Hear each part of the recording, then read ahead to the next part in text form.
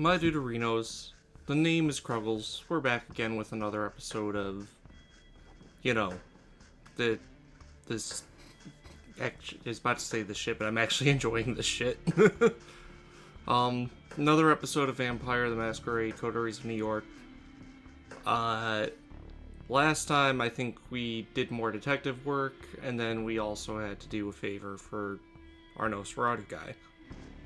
So yeah, time for us to, and because we did two things in one night, now we have to rest. And now it's night 8. Yo, what is... Okay, hang on. There's a sleazy reporter from a gossip magazine sniffing around Sophie's haven. She could use your help with the problem. Faith and Myth Part 2. Okay, so...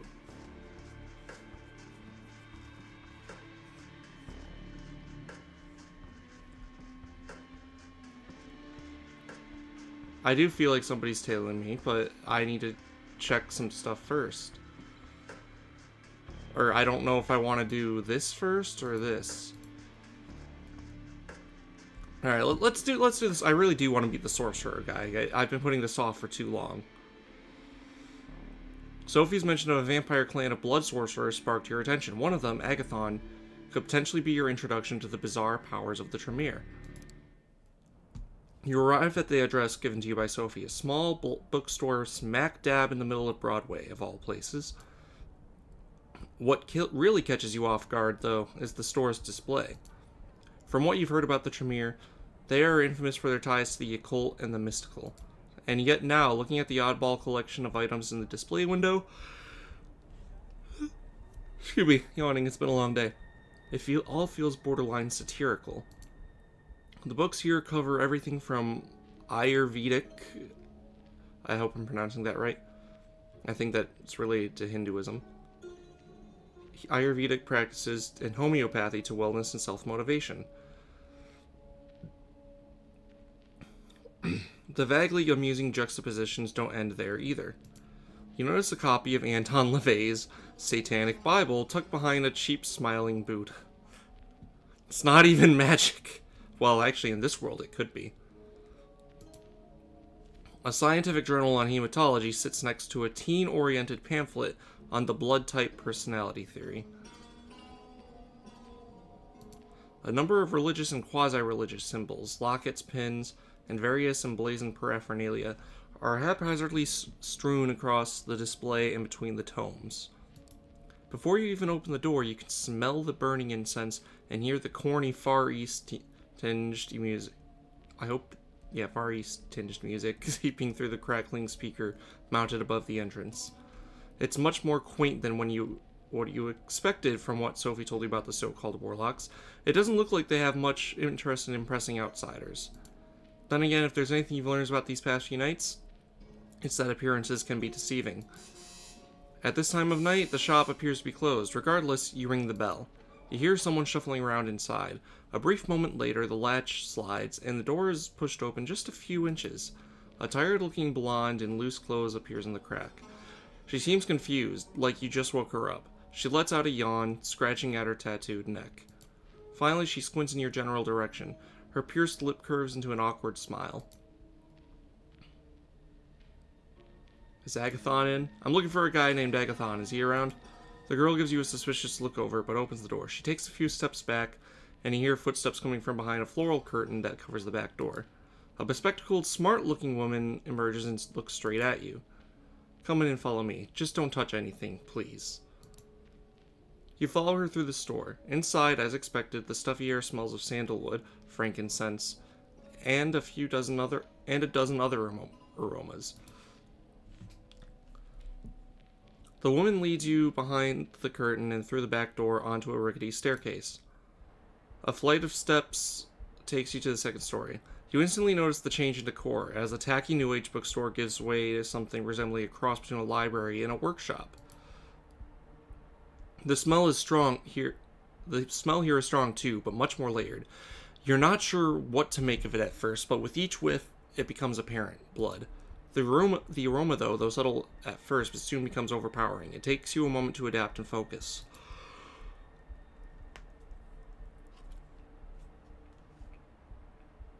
I don't think you know who you're speaking with, so an introduction is in order.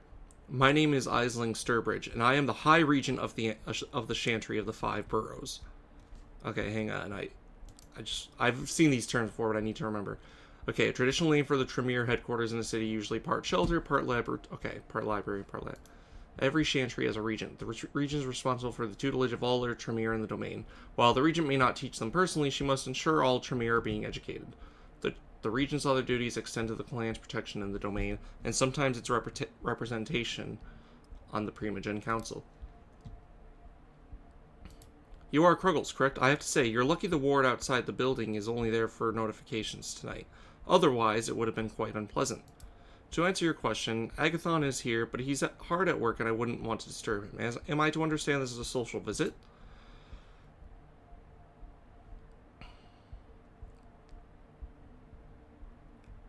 Hiding above an occult bookstore. And let me ask how she knows. Wait, how do you know who I do want to know? For one thing, knowing who's who in this city is one of my duties as High Regent. But more importantly, you've been on the mind of many a kindred since Langley took you in. It's quite a precedent, as I'm sure you know, a first under Prince Panhard. And for Sophie to be the one to do it, curiouser and curiouser. Is that even word? Then again, all words are made up. Still, I'm sure you haven't come here to look for dirt on your sire. That would be unwise.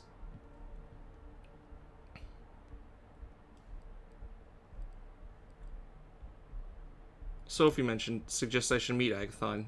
She said he's quite knowledgeable. Did she now? Isling looks you up and down. Her countenance seems unchanged, but you can tell she's judging what you said. That's new. Suddenly a man enters from a side room. He doesn't even look at you, lost in his own thoughts. I have it, Isling. I think I know how to find it. He catches himself as he notices you. His face turns sour. A visitor? Yes, we were just discussing you, in fact. Is that so?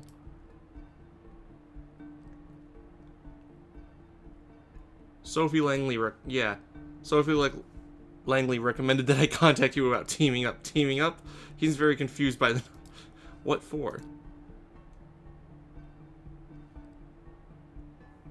I could assist you in your work. I could be quite helpful, knowing I can count on someone to return the favor. Is that right? He seems to consider it, then turns to Isling. High Regent, may I ask your advice on this? She looks you over, as if judging your worth. It takes her just long enough to make you feel uncomfortable. When she takes her eyes off you, she addresses Agathon. Do you feel like you need assistance in your task, my child? I am confident I can do it on my own. He pauses, hesitating it for a second. But I do believe it is important enough to warrant outside help, even if only for a single night. Another brief moment of hesitation. Of course, the details remain between you and I, sire. Agreed, on all points. Why don't you start by giving our intern here a brief explanation of what it is you're after? Agathon gives Isling a hesitant look, but the woman nods approvingly. Encouraged, he turns toward you. A member of our clan disappeared without a trace a handful of nights ago. While the High Regent investigates if any foul play was involved, I have been tasked with recovering her research notes. If there is anything left to recover, that is. I may have an idea of where to start looking, and I suppose this is where you come in. If you truly wish to help, I could use your assistance tonight. Right now, in fact. Given the time we've just wasted on idle chatter, I should leave immediately. Who's the missing person? And the missing kindred, who is she? A single glance at Isling is enough. You can tell you're not getting an answer, at least for now. We're after her research. That's what you should focus on. These people aren't in the habit of making things simple, facing layers upon layers of secrecy. You can only hope that what lies beneath is the real deal. I'm heading out. Are you coming or not? Alright, I'll put trust in him. Sure, I'll join you. Very well. He gives Isling a slight bow. High Regent, with your permission? She nods. Before you go, however, Cruggles, defer to Agathon in all things. Our clan values obedience above everything else. Prove you can follow, and this might turn into a mutually beneficial relationship. I will await his turn, and his report. Good luck, my child. Agathon bows again and heads out, urging you to follow. The High Regent watches you leave. Outside, Agathon leads you to his car. It's almost funny seeing him get behind a wheel. Somehow you'd expect a more mystical means of transportation. You drive south, heading to the Lower East Side. Agathon seems lost in thought. Either that, or he's a very careful driver. Either way, several minutes pass in silence. So where are we going? Williamsburg. There's a place there that our missing colleague frequented. He seems to be thinking of the right words before he decides to address you again. Let me ask you something. Why me? There's likely a couple hundred of us, kindred in New York. Yet you seek me out specifically. Why? Sophie spoke highly. For one, Sophie spoke highly of you. She gave me a short list of people to meet. You were on it. I see. Once more he grows silent. You're unsure whether to continue prying as your driver seems to disappear into his thoughts. You drive into Williamsburg and stop by a fancy-looking building. We're here. There's a restaurant on the top floor. You wanted to help, so here's your chance. I need you to get us inside the VIP lobby. Once we're in, I need about half an hour of focus and some space. It'll be up to you to keep attention away from the room. Can you do it? He doesn't wait for an answer and points to the front door. Go ahead. I'm right behind you. The two of you take the elevator up to the restaurant. The door opens and you see that there are only a few guests left, sitting at their tables. An important-looking staff member approaches you. Good evening. I'm very sorry, but the restaurant is closing for the night. I can make a reservation for next week if you wish.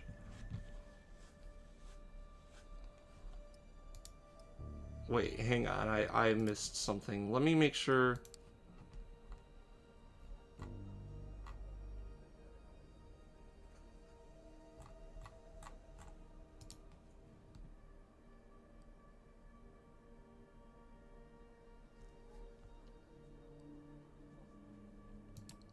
Hey, we're not your regular customers. In fact, we're location scouting for a movie. We'll just take a look around. We're gone. No, we're sorry. We're not interested in being featured in a movie. I have to ask you to look elsewhere. I would suggest Smith & Walensky or the 21 Club. Hey, it's all good. We can come in. We'll be in the VIP lobby. It won't take long. The man blinks. A confused smile appears on his face. Yes, of course. Not a problem. Please, come right in. You walk in trying to look casual and make your way towards the VIP lobby. You step inside and close the door behind you. It's a nice place, very highbrow. Lots of old, expensive-looking furniture and private rooms to discuss any sordid business one discusses when you're that rich. Your companion looks at you with something akin to admiration, or at least that's how you choose to interpret the slight change in his usual somber facade. Not bad at all. He inspects the room. It's unusually cold, and Agathon soon discovers why. Looking behind the curtain, a window hangs open. The handle and lock look like they've been dissolved, as if with acid. Okay, that's kind of weird.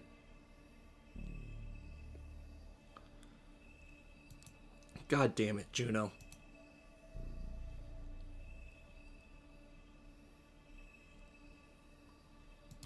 Whoever Juno is, looks like she's no longer... Yeah, I mean, flash of fury sparks in his eyes. Yeah, no kidding. I mean, he's right. That was kind of obvious. Takes a little frantic look around the room. This changes things. Keep an eye on the door. I'll need some time. Half an hour at the very least. Nobody disturbs me, understand? He hastily pushes a couch and some potted plants out of the way, moves a bar stool, and takes out a curved knife. Cutting into his own arm, he lets some of his blood drip onto the wooden floor. It's pretty fucked up, the way his flesh oozes the deep red, thick phyte. In life, you'd have found it stomach-churning, but right now you feel weirdly turned on by the sight. What follows is more disturbing yet. With one hand, he sheathes the knife and seals the wound. With the other, he smears the blood around him while muttering some weird chant. It sounds vaguely Latin, but you're pretty sure it isn't. It's all more than a little disconcerting, but he seems to know what he's doing. A few moments later, the circle starts glowing faintly as thin wisps of smoke surround Agathon. He sits down in the middle, legs crossed, eyes closed. Minutes pass. Agathon's face twitches from time to time, and his head turns every now and then, as if he was looking around or listening in on a conversation. The smoke grows thicker, forming a veil around the mage. You expected something more flashy, but it's still a sight to behold. You wonder what the point of it is, but refrain from asking. It's probably best to let Agathon do his thing. For close to 30 minutes, you're left to your own devices. Then suddenly the door opens slightly and the manager leans into the room. You tense up for a second, but he just gives you an awkward smile. Anything you need? You shoo him away before you can take a closer look at your companion, and he retreats obediently. 2 minutes later, Agathon casually gets up off the floor and walks over to the sofa.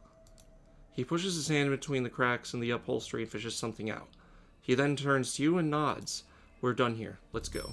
You make your way back to the elevator, passing the manager on your way. He gives you a slight, somewhat confused smile, but neither him nor any of his staff get in your way. Despite that, the elevator ride down feels tense, and the two of you only relax once inside Agathon's car. He starts the engine and takes a right at the Continental Army Plaza, back onto the bridge. You're just about to say something, but he beats you to it. That went better than I expected, all things considered. It might have been a trick of the light, but you're pretty sure you just saw a smile. I'm used to working alone, but what I'm dealing with right now, it might require some more assistance, and you seem capable enough.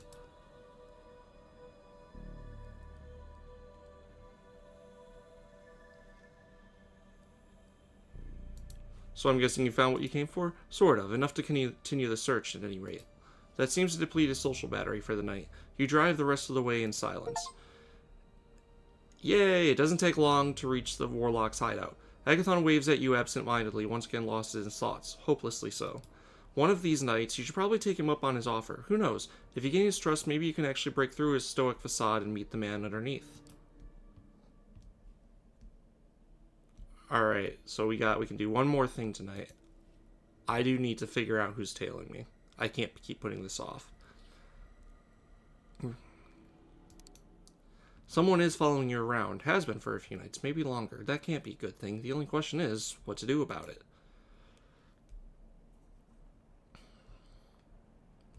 I do want to...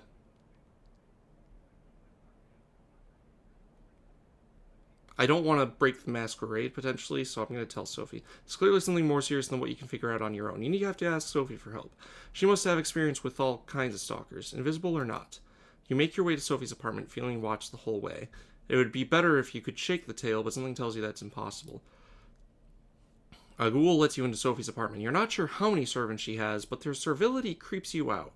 Does vampire blood do that to people, or is it just Sophie's personality? The ghoul tells you that Sophie is not in and bids you to wait in the living room. You do as directed and settling down on a sofa. As you sit contemplating Sophie's decor, you feel strange, as if the feeling of being followed on the street never really left you. You don't have time to think more on this because Sophie strides in, clearly in a good mood. If it isn't my favorite stray, am I imagining it, or have you started to dress a little better? You stand up, too worried to waste time on small talk.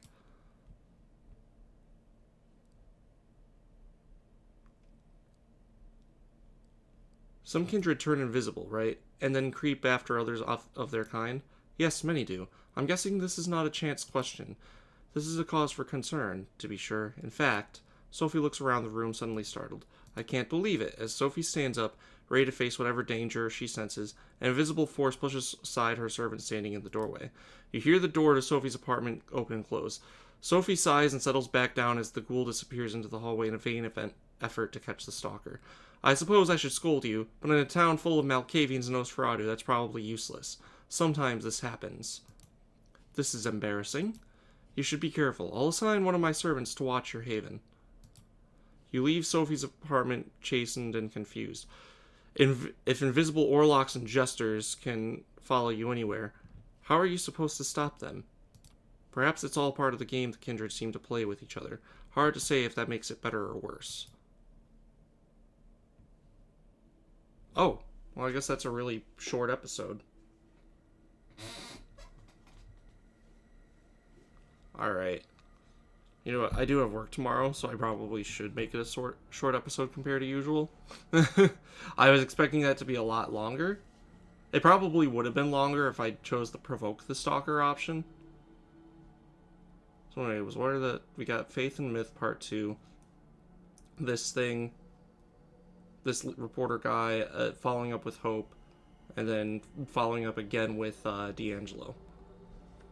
So, but we're gonna save and exit for now.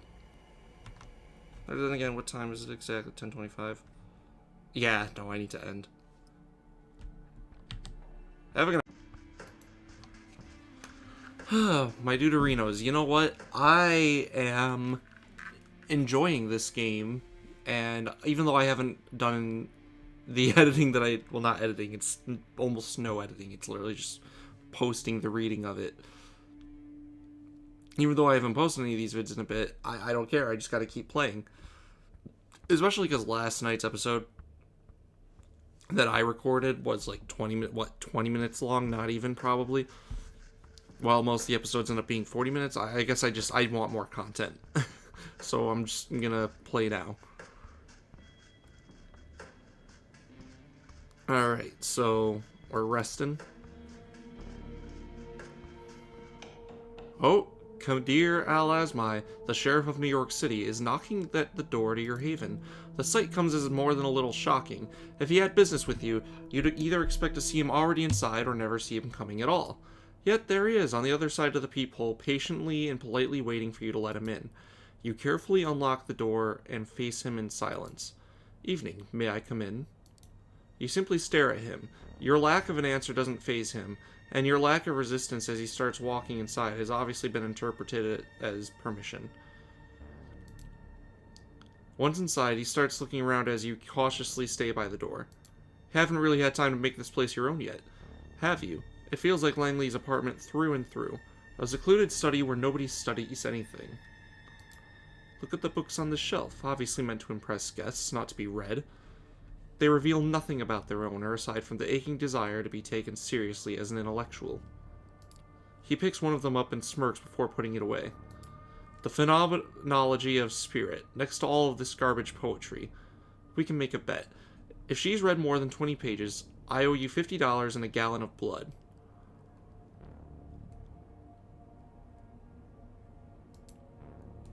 The kind of place that self-professed hermits entomb themselves in to suffer.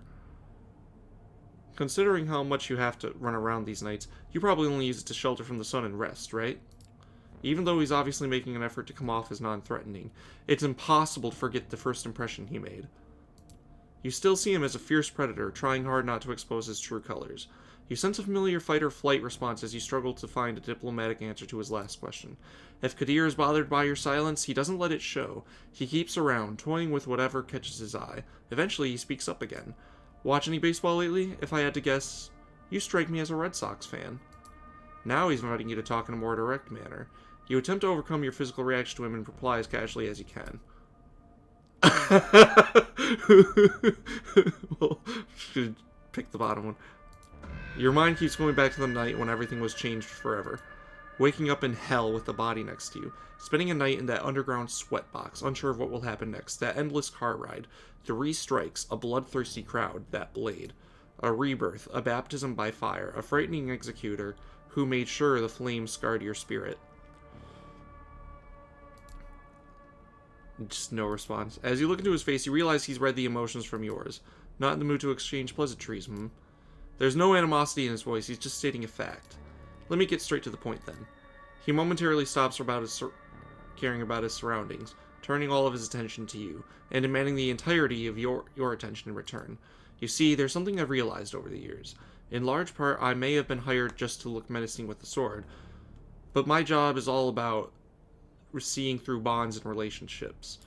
The Camarilla would be safe as long as its members adhered to certain social contracts, making their dealings and affinities plain for everyone to see. But that, obviously, remains a pipe dream. This is a community of born conspirators, overly ambitious gangsters and politicians, monsters in denial, all sorts of tragically broken individuals. They are driven by desires that make them incompatible with the masquerade, incompatible with prolonged survival of the Camarilla, incompatible with the methods I use to operate. And so I am doomed to be like a cop, constantly insulted behind my back, maybe for a good reason, but immediately called for help whenever someone loses their tableware. Or like an Agatha Christie protagonist, outwardly assisted by everyone but constantly lied to about everyone's past and motivation, even if my failure to solve the mystery might be the end of us all.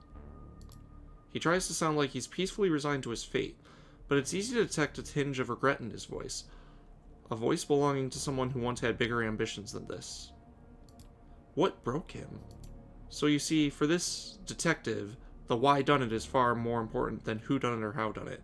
When you understand all the players and their mutual obligations, you easily understand every crime.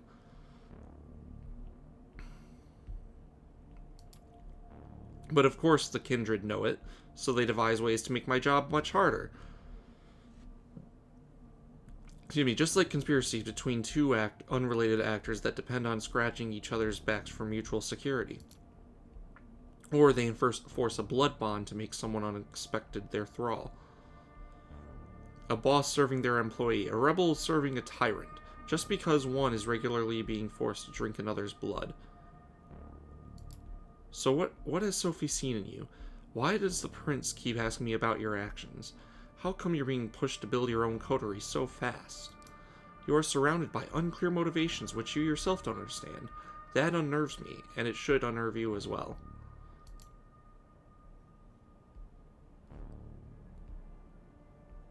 And what are your motivations? Finally, you managed to raise your voice. Kadir notices the effort and smiles softly. So you haven't gone mute since the last time I saw you. Good. Well, I'm here for a selfish reason. I need to develop a rapport with you to better fulfill my obligations. The last time we met, I couldn't see you as my equal. Now that you've been accepted into the Camarilla, what choice do I have? I'd understand if you don't want to see my face again, but I'm one of the faces of the New York community, and as long as you're a part of it, it's going to be impossible to avoid me. Especially when I have business with you, and I do. As you might have guessed by now, one of my tasks is uncovering and understanding your bonds, and one of them might endanger our community. Well, that's not menacing at all. Who is he talking about? Someone from my coterie? You mean someone I'm trying to recruit in my coterie? Kadir shakes his head. I'm monitoring them and they know it. If they're breaking the rules, they're doing it the right way, meaning I haven't learned about it yet.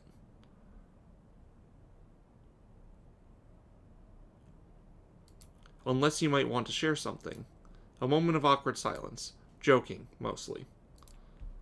He produces a file from underneath his coat and passes it to you. This is our troublemaker. You open the file and see some printed photos. You freeze up as you recognize the face and are overwhelmed by a flood of repressed memories. Oh no.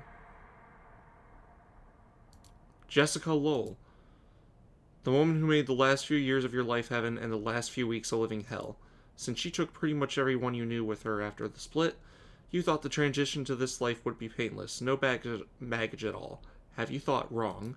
You look up at Kadir, expecting answers. There are some unfortunate rumors that you committed suicide after a messy breakup. So apparently Miss Jessica here is desperately mobilizing everyone she knows to look for you. There turns out she's contacted a lot of people who might recognize you, including some in law enforcement agencies. The risk of endangering us is relatively low, but far from non-existent.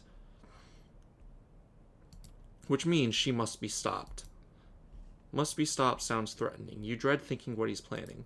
I'll arrange for you two to meet tomorrow so that you can straighten the situation out and say goodbye to the life you've forsaken. He'll arrange... What? Your eyes must look like saucers right now. Usually these matters are left to my discretion, and I can't think of an easier solution. The lost sheep reappears, takes care of unfinished business, and disappears, never to be seen again. Nobody cares. It's simple, it's clean, no contrived schemes, no unnecessary victims. And it gives me an opportunity to learn more about you as I observe. When neonites interact with kind they used to hold dear, their true natures are laid bare for everyone to see.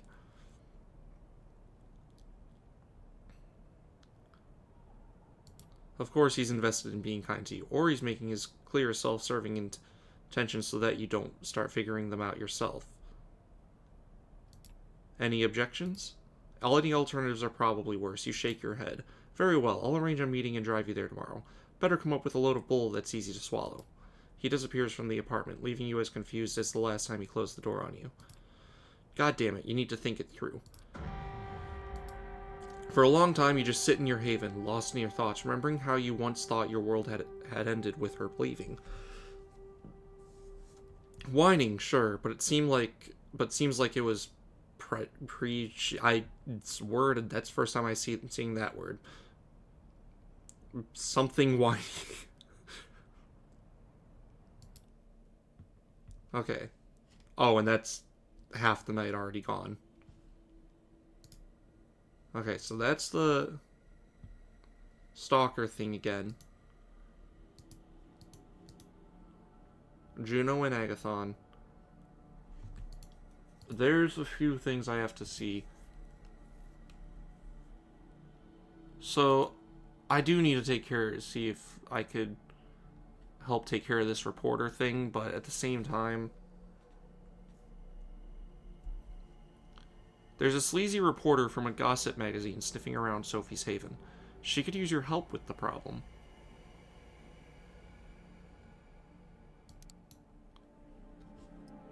The streetlights filter into the apartment in a stark white glow, as if someone were shooting a movie outside.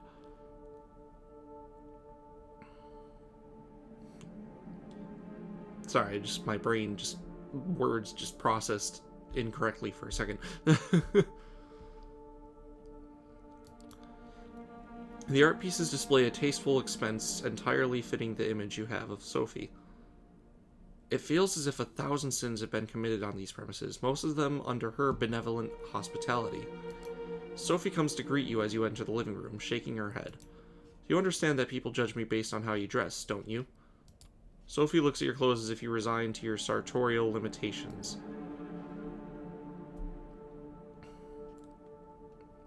I've tried to dress inconspicuous.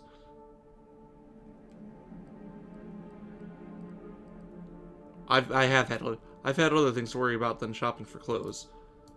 Sophie walks to the window and looks out, the streetlights playing on her features. She reminds you of a queen contemplating the unfortunate limitations of her subjects. You'd think that as a vampire, at least we wouldn't have to worry about the vultures of the press. Unfortunately, when you have power and ability, there are always parasites trying to feed on you.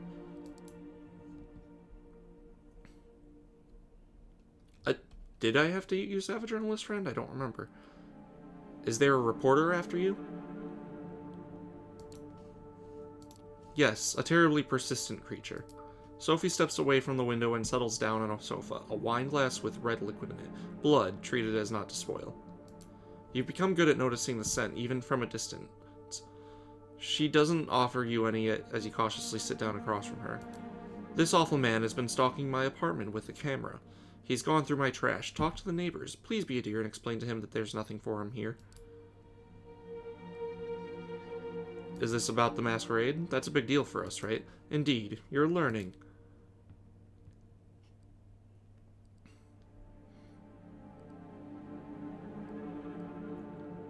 This must happen often. How do you usually deal with it? Everyone has their own way. Sometimes the problem goes away with a bit of money or sharp words. Other times you need something more. Do you know anything about this reporter? Man, woman, young, old, anything like that? All gossip reporters look the same to me. Time for you to go. I have business. Thanks. That helps so much. You leave the apartment as Sophie gathers into another room. You don't have a clear idea of the games she plays with the city's mortal and mortal power structures, but she always seems to be making a move. Outside on the street, there's a slight warm drizzle, the kind that gets under your clothes and makes you want to take a shower when you get back to your own haven. No reporters immediately jump out to you.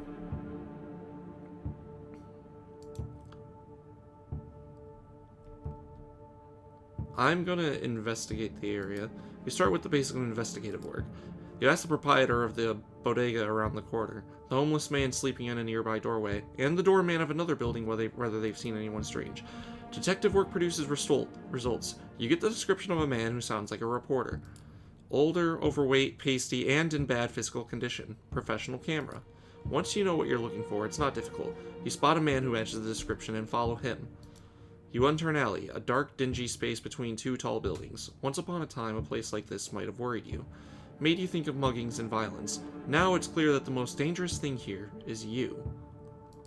The man you are following seems to realize this too. He holds his camera in front of him like a shield, its heavy objective resting on his paunch. With a start, you recognize him.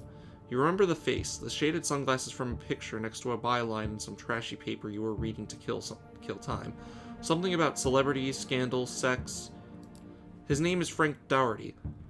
You saw him on the street one time, with a camera outside a nightclub, probably waiting for someone important to come out so we could take their picture. Hey, don't go around scaring people like that.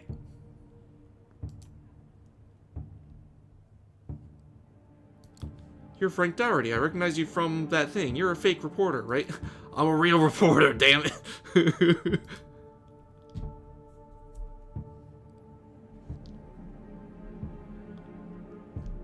So, reporter, huh? What are you reporting? A lot of scoops here in this dirty alley. You can't be a journalist if you're not willing to get your hands dirty. Do you live here? I'm working on a story about a local resident. Her name is Sophie Langley. Everybody knows her in high society circles. She's a redhead, pretty as a picture, and there were a lot of pictures of her through the years. That's the thing, in fact. Look at this. Frank pulled out his phone and started showing you the pictures. Some have been downloaded from news sites, while others are photos from the society pages of newspapers from past decades. All show Sophie. She has different clothes, hairstyles, makeup, names, but the face remains the same.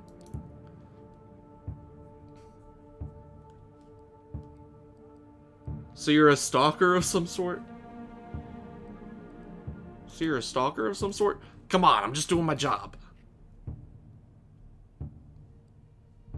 So why does this matter? Maybe it doesn't, but people are always interested in staying young. 3 words: extreme plastic surgery. All the celebrities do it. Only her doctor is better than the rest. You look critically at the photos on Frank's phone.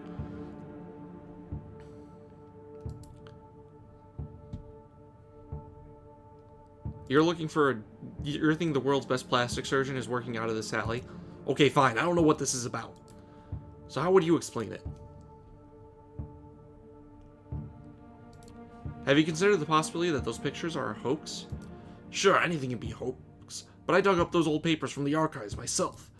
I got to have something usable.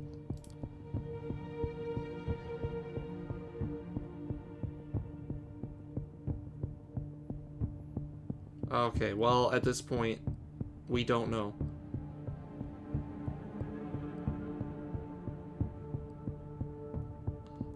I don't know if he's the type of... He seems like a scaredy cat, like he might actually just leave if I intimidate with him with violence. Legal action, he might try again, but, like, at the same time, I'm not being a complete asshole. I'm gonna try intimidating him with violence this time. The powers of the blood make kindred fearsome killers. Looking at Frank, you decide that you can administer this beatdown without help from your undead nature.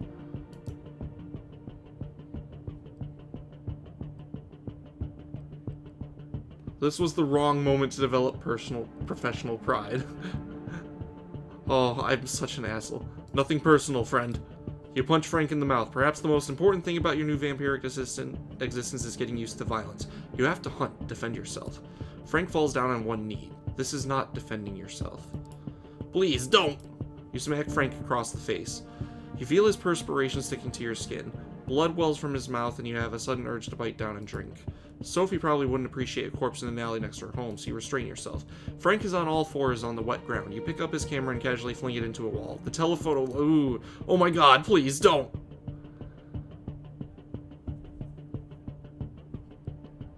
Stay away and this won't happen again. Run.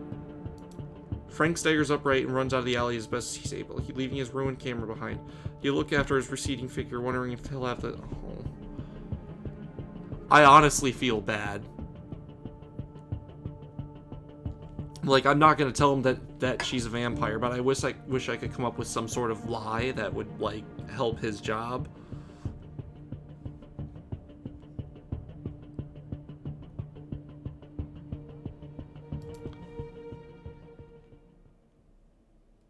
Oh, that was just sad. Well, I guess I gotta end it here, guys. That's a sad note to end it on. Whoops. Alrighty, guys. Thank you for watching. Hope you enjoyed this sad video. Excuse me. Good night.